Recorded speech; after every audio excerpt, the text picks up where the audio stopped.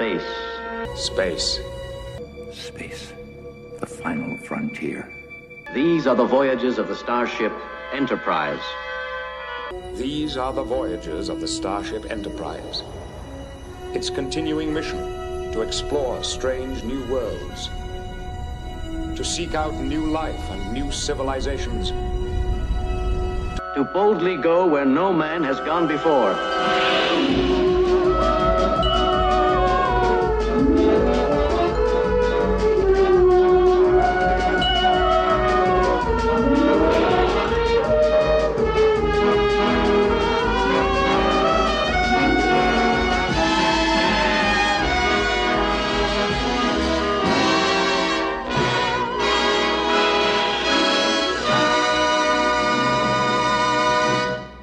This is Dakota Boys reporting, and today, in honor of Star Trek's 50th anniversary, we are going to be talking about our favorite Star Trek films. There are many to choose from. Yeah, the Star Trek series, they all average out to be okay, I guess. And it goes on and on and on. When was the first Star Trek movie? Oh, good Lord, 70-something. 9? Yeah. It seemed like it was right at the end of the 70s. Like, not It, quite 80s, but like... Not a lot of people know this, but Star Trek kind of has to thank for their visual effects and the look of their ships, has to thank ILM. Yeah. Yep. The- Coming fresh off of the Star Wars. Yeah. I kind of compared to how the ships looked eventually. I always thought that ships from the original series looked kind of cheesy. Like they paid some guy to like make these for like for like $150 bucks. It's like a pie pan hanging from strings. Yeah. But when ILM came in and they did Star Trek the motion picture, because calling it Star Trek would have just been underwhelming, I guess. Yeah. At that point. Yeah, they kind of redesigned the Enterprise and gave them some cool, somewhat okay looking And then you uniforms. watch Star Trek the motion picture and it's like, hey, we can actually do cool special effects. Let's not worry about having much talking. We'll just do 10-minute shots of ships flying through space. They did actually get the Klingons to look cool though in the motion picture. And then Instead of just in the TV show, didn't they just kind of look like tribal people? Yeah, they picked people and they gave them some absurd facial hair and they painted their skins like a kind of like a brown/tan, like a really It's really like for a show that's like about like no racism. They were kind of racist making Klingons. Yeah, they looked very Chinese. I'm not gonna lie, very Chinese. Yeah, weren't they supposed to be a little bit of a take on like the Genghis Khan type people? Yeah, like Mongols. They took it to a whole nother level that almost approached racism. But thankfully, that all got. There's been some in the movie world. There's been some famous Klingons too. Christopher Lloyd. Yeah. Christopher Plummer.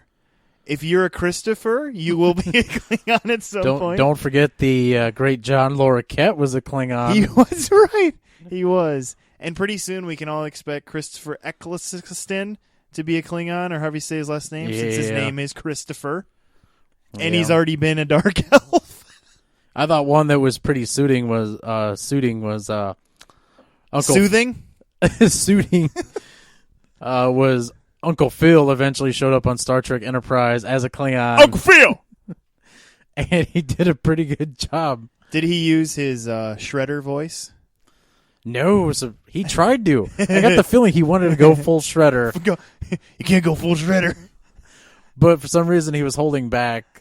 Like, just certain words he would accent a certain way, and you're like, come on, man, just go full Shredder. And go full Shredder. Yeah, for those of you who don't know, Uncle Phil was the original voice of the Shredder on Teenage Mutant Ninja Turtles, which I think they replaced him in later seasons for whatever reason. Yeah, James Avery, rest in peace, sir. James Avery, yeah. That's right. Couldn't think of his real name. I was going through the theme song in my head. Dun, dun, dun, Little Fresh Prince, trying to remember all the names. Yeah, one great thing about the motion picture, too, was they brought Jerry Goldsmith in to do the music. Yeah. And then was it Star Trek 5 that he did the that they use for the Next Generation theme song? That was actually in the motion picture. It was when they're... They used that all the way back then? Yeah, it was when they were touring the Enterprise. It's really subtle, though. You kind I of was going to say, for some reason, I don't even remember it until, like, the 5th movie. That's funny. I didn't realize it dated back that far. Yeah, some people accuse him of kind of recycling his stuff, but it's great, man. It's just pure gold. Speaking of rest in peace, nobody recycles their music like not Hans Zimmer, James Horner. Yeah. That dude used the same musical cues in like all of his movies. It's just ridiculous. May you rest in peace. Well, he was stealing from himself, which is a victimless crime. He's stealing from his other movies. Isn't that like that's still got to be copyright infringement or something? Michael Bay does it all the time. No one says anything, okay? Yeah. Well, there you go. Speaking of Michael Bay, we're going to talk about Star Trek movies, I think. That's a terrible segue. Doesn't make any sense. But what we're going to do... Quick, before he ruins this series of films, too. Yeah. No! He works for Paramount! You've said too much, Steven. Oh, man. You've said too much. We're going to each just throw out... We each kind of picked like our top 3 that are more or less our favorites, and we don't really care if you disagree because because they're our favorites and not yours, and I'll just speak for myself and my favorites. I think at least one of mine I know is on my top 3 list just because I kind of just have a fondness for when I saw it, I think, a little bit, and kind of what Star Trek meant to me at that time, so it stuck with me more, even though you might say, well, oh, this one's better, and that one's better, and you're an idiot. But it's just my feelings, and maybe, Dakota, you might be the same way on yours. I don't know. You know, I'm a little worried. I feel like we're about to make a whole lot of enemies out there. Every time I do one of these lists, it seems like I do get at least one enemy. Yeah, I'm talking to you Wally lovers. Because I'm sticking to my Wally guns. Wally guns. That sounds like something fun. So I think we'll do the classics, start with our number 3 and move up to number 1 to build that anticipation. Ooh. Can you handle it? Can you handle it? All right. Cue the fanfare.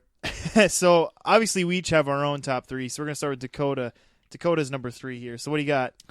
My number 3, this is going to be a surprise for some of you. Wrath of Khan, Star Trek 2, baby. And 3? Dakota! How could you know? Yeah, okay. The Wrath of Khan. I actually saw this movie, I think kind of later. I had seen... I would guess, were you born when it came out? No, I had seen this movie. The first movie that I had seen with the original Star Trek cast was Star Trek Voyage Home, which is number 4. That's the whale one. Yeah, that's the first one, and that is it was their Star Trek's take on just doing a comedy, like kind of almost borderline slapstick comedy, like situation comedy at its finest from the Star Trek crew, right there. And that was the one that Leonard Nimoy directed, right? Yeah, and that was the first one. I'm like, okay, so this is what all these older Trek people are talking about with the original crew. Okay, all right, I get it. Not my cup of tea, but I get it. And then I saw the 5th one, which it's escaping me what the title of that one Final was. Frontier. Oh yes, it's honestly just garbage. Right? It's Final Frontier. Yes, it's easily one of the worst Star Trek movies. Which is that that's the Shatner directed one. Yes, right? He had to top Leonard Nimoy. You know, he couldn't let Leonard get away with directing episodes. Except, I don't think Leonard ever apologized for directing Undiscovered Country or Voyage Home, and I think Shatner did apologize for 5 at some point. But yeah, I think part of it had to do with he kind of just went ahead with it without really thinking about. But so those were like the first 2 I had seen, and it was like, okay. And then eventually, Undiscovered Country came out. Actually, Next Generation was still going on, So I saw that one, and I was like, holy crap, this was actually pretty good. And then, of course, everyone's like, oh, well, it's not Wrath of Khan, but it's good. And I was like, oh, I better check out this Wrath of Khan. So I went to my nearest video store, and I plopped down $5 for the VHS copy of Wrath of Khan. And, yeah, I watched it, and it was kind of mind-blowing because there was, like, the dialogue in this was actually really good, like Shakespeare decided to slum it and write a Star Trek episode. Yeah, and it kind of had stakes too. Yeah. I mean, a lot of things were going for it that definitely the motion picture didn't have. Yeah, But, and it kind of made me I started using the phrase "unwinnable scenario" after watching this movie, and people were like.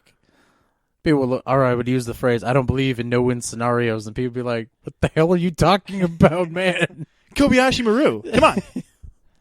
But yeah, it was just a really, really well-made movie, like just top to bottom, just gorgeous. Even Ricardo Montalban's chesticles were just like... Yeah, and what was going on there? Was that like did they wax him, or was that like a rubber piece, or... No, that was 100% Montalban, man. Dude, Montalban was like the most shredded 60-year-old man. And if you know the character of Khan, that's kind of what his... I guess not species. He's kind of supposed to be like a perfected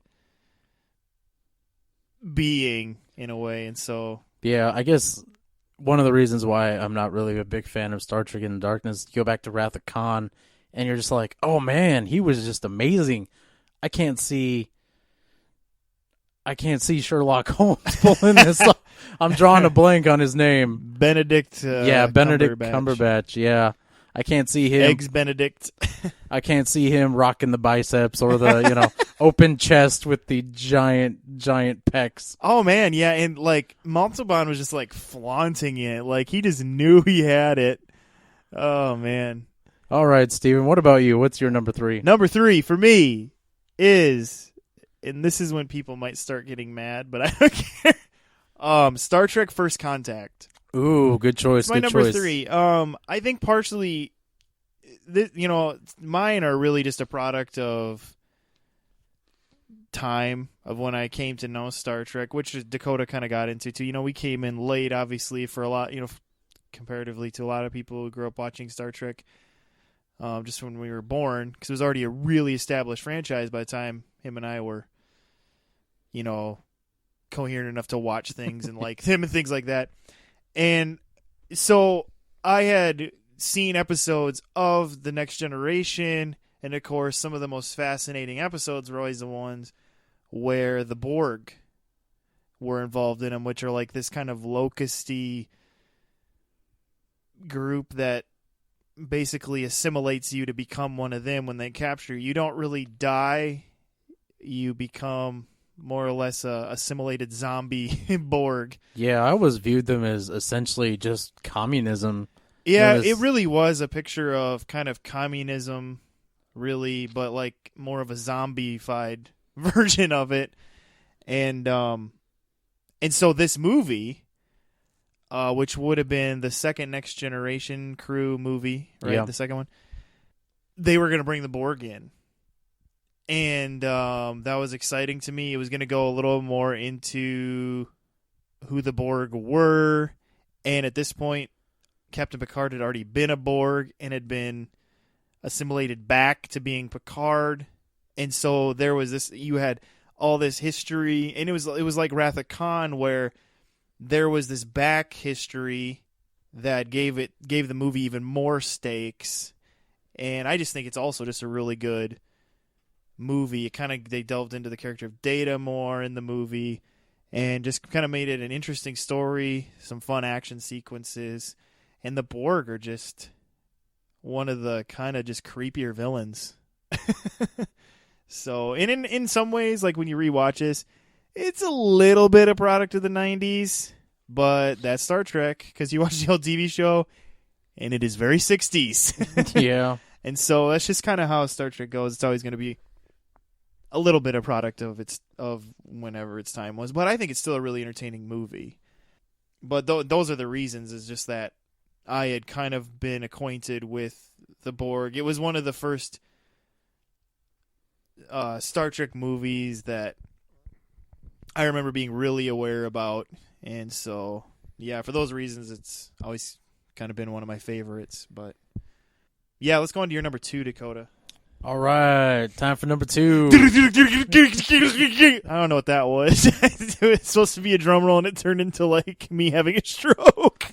I guess Steven needs to lay off the coffee. Yeah, maybe that's what's going on. I'm like wired right now. All right, my number 2, I brought up a little bit before, is Star Trek VI: The Undiscovered Country. Oh man, you should have made Star Trek 2 your number 2, and then it would all been deuces. But so The Undiscovered Country is your number 2. Okay. One of the reasons I love this movie, Christopher Plummer really rocks that one eye patch. Rockin', yeah, that's right. He had the eye patch too, and the Genghis Khan mustache. And the cool thing is, his character is supposed to have the eye patch just bolted into his skull. And I was like, whoa. Just looking at the guy, I'm like, whoa, this guy looks like, I don't know. Dakota, you're not hardcore unless you live hardcore. And there's nobody more hardcore than Christopher Plummer. Oh, man. Anyway, yeah, like I said earlier, this is one of my, easily one of my favorite movies from the original cast movies. And I just like it because at no point in time in this movie does it feel kind of slow, or does it like have like a dull moment. It's all kind of like the ball gets rolling and it kind of slowly picks up speed, and next thing you know, it's crashing into someone. And I would concur with you there, because this was one of the ones I have seen probably the most recent, because Netflix Instant had him on for a while and then took him off again. I hate you, Netflix. Yeah, he's doing that to me, playing with me, toying with my emotions. But I did get a chance to watch this one, and you're right. It's a lot more entertaining than I thought or remembered, because it had been a while since I seen it. A while since I saw it. Dang it. Yeah, there you go. I think I said seen it like a dumb South Dakotan. No. Anyway, sorry, go on. I completely forgot where I was. Anyway, kind of going back to this, people kind of say how, Wrath the Khan, that was William Shatner's last great performance. Like, no, it wasn't. That was a great performance. It wasn't his last. He still does an excellent job here. Everyone just overall is amazing in this movie. Everyone, I think, with the exception of Walter Koenig's Chekhov, I think kind of got like a little moment where they just like were just awesome. They gave Walter Koenig his moments in 4. So yeah, I guess. I don't know who's the real winner there, but yeah, this movie, considering it stars a bunch of elderly people, is actually kind of action packed. They set their walkers down. You know, the only one who ever feel like just like aged to the point of, my goodness, they're old now, was Bones. Well, DeForest Kelley was old to begin with. Yeah, and that's the thing, and that's why, is that DeForest Kelley was already kind of, older. And so he just was like, I'm a grumpy old man. Get out of my sick bay.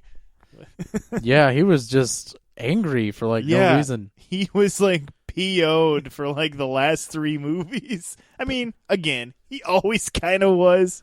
Yeah, but he was amped. This was probably like the first Star Trek movie I saw that seemed to actually have like really good production values too, because there's those scenes where when Kirk, I'm totally spoiling the movie for you, but all right. So if you care about that and haven't seen this movie, just blip ahead maybe, let's say 45 seconds. All right, there's a scene where Kirk is on trial for killing the Chancellor of the Klingon Empire, and he's in this courtroom that looks like something out of a nightmare, and it looks awesome, and he's just surrounded by Klingons, and it's dark. It's just kind of has this atmosphere about it, but it was cool. And then the judge had that giant claw for a hand that was supposed to be a gavel, and I was like, that's awesome. I wish I could go to a court like this. But not be the defendant. Exactly. So for those of you who are coming back in now after fast forwarding ahead, all he said was that Spock ended up murdering everyone in Star Trek V. So but yeah, and then the Klingon prison planet of Rora Penthe. That is a great name, by the way. Was just a cool concept to me. You know, you're shipping someone to this giant ice planet and working them to death. I can't think of anything more depressing. Yeah, like that Twilight Zone where prisoners were sent to like their own isolated planet. Yeah. It's like, ooh, yeah, that's just awful. But the whole movie was just kind of great. And then you even saw an elderly William Shatner seducing a much younger woman. And which he still can do in his 80s. Which was just like blew my mind. Like, it works. It works. He works. It works. What a stud. He works, and he's working it. Yeah. Another great part of this movie was Leonard Nimoy. There's a part of the movie he's essentially in command of the Enterprise, and oddly enough, his kind of subordinate was played by Kim Cattrall, who was another Vulcan. Yeah. And she was even great in this. She was fine. Yeah. I mean, she said to be emotionless. Maybe that should be her career path, yeah. Honestly. You know, let's get Kim Cattrall. She's good at showing no emotion.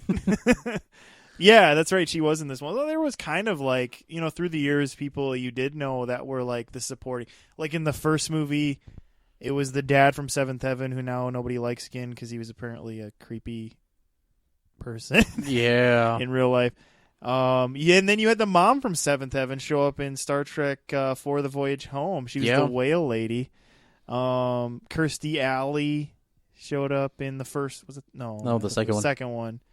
Yeah, there was just always like supporting casts that were kind of like people that, or you knew, and then like we said, Christopher Lloyd, Christopher Plummer were Klingons, and they bring in these type of people too. I think the only part of this movie that ever like kind of threw me for a loop was when Michael Dorn was playing his character Worf's grandfather Moog, and it was like, oh what? yeah. Because I saw him and I was like, it's Worf! Oh my gosh, Worf! What are you doing here? And then it was like, Moog, you may begin. It's like, Moog? Who's Moog? Who cares? Michael Dorn's in it. What? Okay, so that was your number. My number 2 is Star Trek. Which one? Yeah, exactly. Is just Star Trek. It's the one that they literally just called Star Trek. Not Star Trek The Motion Picture. I am talking about the 2009 Star Trek. And the reason it's my number 2 is that, I saw it in theaters, and it was kind of one of those where I liked some Star Treks over the years. And there was a lot riding on this movie. It was like, we're going to reboot Kirk and Spock, but with different people. We're going to take some of the most iconic people ever created in the history of entertainment and give you new versions of them. It was like, okay, I guess that could work. And I remember the original teaser. I don't know if you remember this, Dakota. The original teaser, it just showed a random guy like welding the Enterprise. Yeah. And then you just hear Leonard Nimoy's voice say, "Space, the final frontier." Whatever, old guy. I mostly remember it because it was the most downloaded trailer on iTunes at the time. Sure, and it was seriously just like literally it was like a minute, if that, and it just showed a guy like you really just saw a guy welding and didn't know what he's welding. He pulled back and realized it's the Enterprise, and then you hear Leonard Nimoy's voice. And it was like, oh my gosh, that ship looks cool. Leonard Nimoy is putting his seal of approval on this, and that's kind of when I started like getting excited. Was like, maybe. And then I remember I had liked the show Heroes, and Siler on that show. I was always like, man, he looks like he could be Spock. And like I wasn't the only person I really was saying that. There's other people saying that, and then he was cast as Spock, Zachary Quinto, and still plays him. now. And so, yeah, saw this movie and just thought they did a really cool job at. I just like the way they went around. Like, we're not just gonna like caricature the people you know, but we're gonna kind of reinvent them and kind of make it like, what if certain scenarios were different that caused this kind of parallel timeline? Really, is what happened. Which I think J.J. Abrams was just using his. J.J. Abrams during this time was doing the show Fringe. And so I think parallel timelines was something that was already on his mind because they do that in the show Fringe. And he's like, hey, that's how we'll do Star Trek. We'll just use parallel timelines to make this work. And sure enough, I thought it worked. I thought it worked because you could have the characters. There could be things that were familiar, but it would also wipe the slate to go anywhere. Yeah, a lot of people. I thought that was pretty cool how they pulled that off. Yeah, a lot of people I remember were kind of thought he put that out there. Oh, this is taking place in an alternate timeline. It's not the one that you guys all grew up watching. That's still safe in its own thing. Yeah, this is something completely new. And of course, the fanboys were just up in arms, like, shut up, you don't know what you're talking about. You're ruining my childhood. Yeah. And even after the movie came out, the fanboys were like, this is more Star Wars than Star Trek. And whatever. And it's like, everybody's free to have their opinions. It's fine. But I'm just saying that I thought that was a really clever idea. Because it's like, how do you use Kirk and Spock, Uhura, excuse me, Bones, McCoy, Sulu? How do you use these characters that were so beloved, played by beloved actors in those roles? I just think that this was the savviest way to do that, I guess, is my opinion. And I think for the most part it worked. I'm not saying the movie's perfect. I'm saying it worked and that was a fun movie. And it's very rewatchable. Yeah, it certainly held up in comparisons to some of the other Star Trek movies that were made. Yep.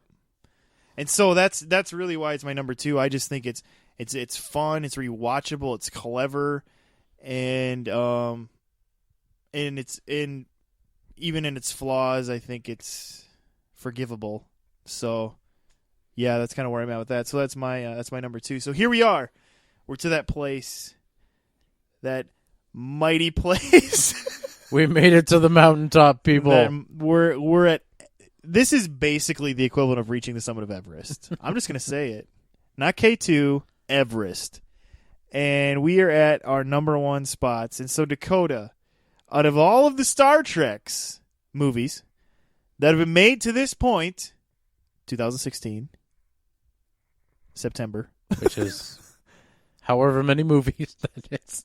What is your number 1 favorite Star Trek movie? Oh. See, I'm at a disadvantage here because it's First Contact, and you already talked about First Contact. Not a disadvantage. I purposely was kind of vague about it so that you could divulge. Or not vague, but like just didn't say much. Yeah. This is one of my favorites just because, like I said, I kind of grew up watching The Next Generation Crew, and this was their kind of big budget movie where they kind of threw everything in the script except the kitchen sink.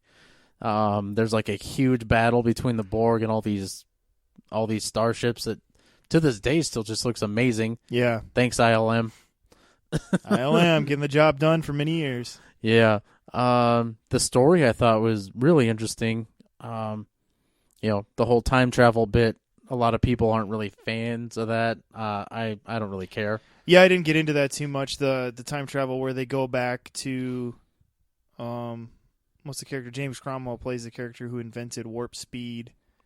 And I think it's supposed to take place in 2056, so something like that. Yeah, really. So not... get on that, scientists.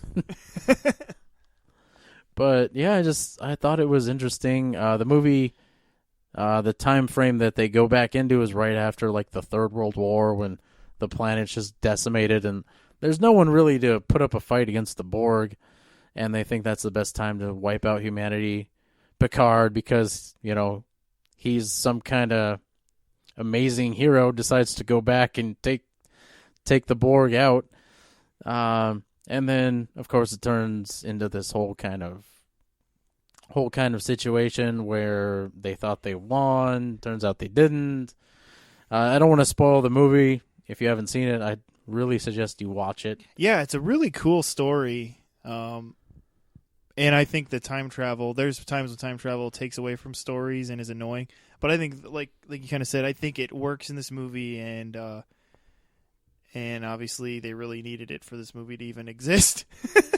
But I think it works. So yeah, James Cromwell, I thought, did an amazing job. Alfred Woodard. Yeah, she was amazing. She's always awesome. She always has a bunch of bit roles, and she's great. And then Alice Cridge, what I thought was, I still don't know how to feel about her character, but she did a pretty good job. Yeah, she's very, very unsettling to watch. Yeah. Especially when she's trying to seduce Data. Yeah. Just very, kind of like we shouldn't be watching them. Yeah. Just kind of, she just brings a whole new level of creepiness to the Borg. And I think they kind of build on that idea of how the Borg are almost like a hive, where their leader's a female. Yeah. Like she's the queen of the hive, kind of like I said, like this idea that they're like almost like insects or something. So yeah, just kind of makes it. But yeah, that definitely is another one that is very rewatchable. You can also see a young Neil McDonough in that movie. Those of you who know who he is, you know what I'm talking about. Those of you who don't, get on that. The guy's awesome. He is pretty good. Yeah, I just like him in Band of Brothers. And no, he's in Minority Report. That's an okay movie. Yeah. But, all right. Well, Steven, what about you? Number uno. I guess I should say numero uno since I said uno. This was tricky because I almost made a different one my number one, but I made this one my number one, not necessarily because it's the one I would watch the most, but because I kind of just always had like a soft spot for this movie, and mine is Star Trek Generations. This is the first Next Generation movie, but they also kind of used it as like a bridging the gap between the original series crew and the Next Generation crew. It's almost like the handoff movie in a sense, but it wasn't just that. I also just thought this movie had an interesting story, and it's kind of fun to watch, and it's kind of cool just to see the Next Generation crew kind of in their first big outing on the big screen. And the other interesting thing about this movie is the villain is Malcolm McDowell, who, man, has he been in anything lately? Because he's still alive, right? Yeah. I think he is. He's, I know it wasn't directly after this, but the most recent thing I could think of is the Book of Eli, but that's pretty far off. Oh, yeah, that's right. Which even then, I think he was only at the end, probably about the last 10 minutes of the movie. Yeah, and so basically... Oh, and then the Halloween movies, of course. Oh, okay, sure. But what it kind of does is the movie starts where you're with Kirk and he's with Scotty, right? Yeah, Scotty and Chekhov. And they're christening the new Enterprise. And what happens is they decide to go on the maiden voyage after the christening of the new ship. In fact, the movie starts with like a wine bottle floating through space, and then it smashes into the side because they treat it like the Navy. They treat Federation starships like the Navy, and so they smash it for good luck and all those things. But on the maiden voyage, it of course turns into a disaster. Otherwise, we wouldn't have a movie, and so everything goes awry, and so they have like a skeleton crew. Because this is just supposed to be like, the whole like, we're just going to make a show of it all. But then they get a distress call from a couple ships.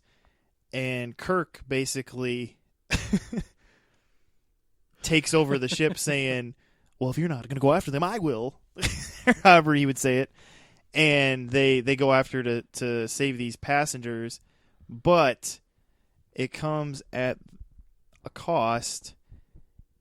And so then the movie kind of picks up kind of from there with the next generation coming into the story and who this mysterious man is, played by Malcolm McDowell, and how he kind of ties this whole thing together. And so it just kind of, I don't know, I just found, and this is one where out of all the Next Generation movies, you could say is the most that seems like a long version of an episode, because kind of the plot of it is kind of something they do on the show, but the show just wouldn't have enough time.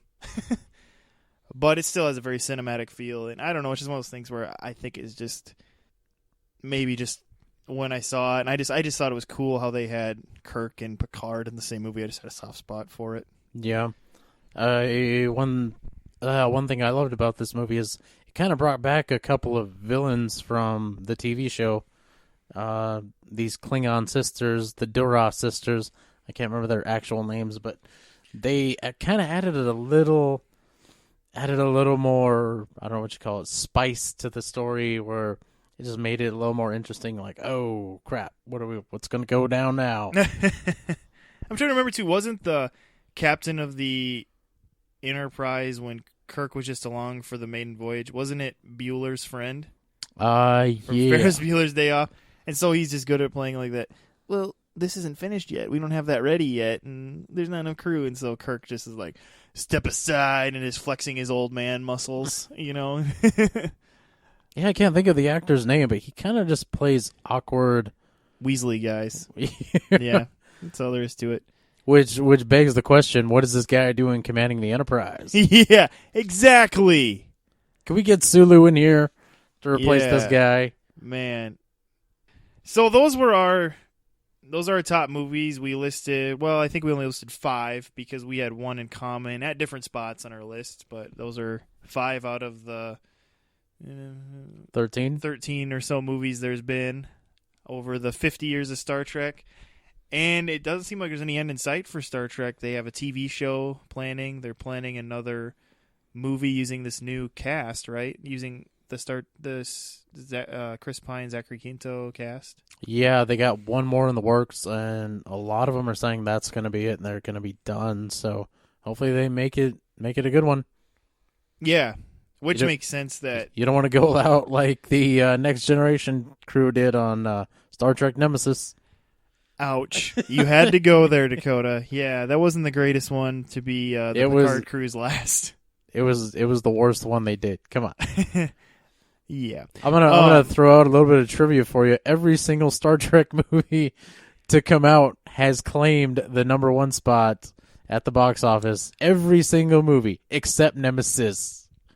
Yeah. Ouch. So there's that.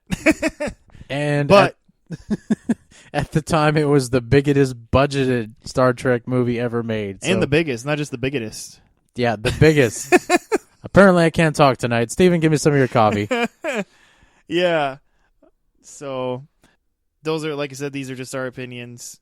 Feel free to share your opinions. No need to start sharpening the pitchfork, guys. No, but we would be interested in maybe neither of us had any, or what your top favorite Star Trek movie is different than either of ours. Go ahead and tell us, whether it's in the comments there on YouTube, on our Facebook page, any place. Be interested to know what you have to say, or just let us know anything you'd like to see in the future on the show or anything like that. Just let us know. And with that, obviously, we hope you are paying attention to us on Facebook, doing those things, and subscribing to us on YouTube and iTunes and all those places. It's appreciated. And another thing that we got in the pipeline, actually 2 things I'm just going to share, is we're considering maybe not every episode, but possibly could get to the point of having every episode be video also, instead of just being an audio podcast. So if you could still, we'll still put on iTunes if you would rather just listen because you just think we have more of a face for, radio. But we will give that video option in the future. We got that in the pipeline. We like to do that so you can look at our pretty faces. Yeah, once I lose about 40 pounds. And you can see if we like to comb our hair or not, or any of those interesting things. So we're open to do that. And another thing I want to bring up is that we are wanting to do T-shirts here in the future, just to kind of get the word out there. And also, those of you who are like, hey, I wouldn't mind having a T-shirt. That would be pretty swell. To have a T-shirt of my favorite podcast. I'm just going to put words in your mouth that were your favorite podcast. But just let us know in one of those places if a T-shirt is something you'd be interested in. The more we can order, obviously, the little cheaper they will get. But we are keeping them under, over 10, under 15. So hopefully not too expensive. But if 8,000 of you come forward and say you want a T-shirt, then they'd be like really cheap, probably. So tell your friends, kids. so tell your friends.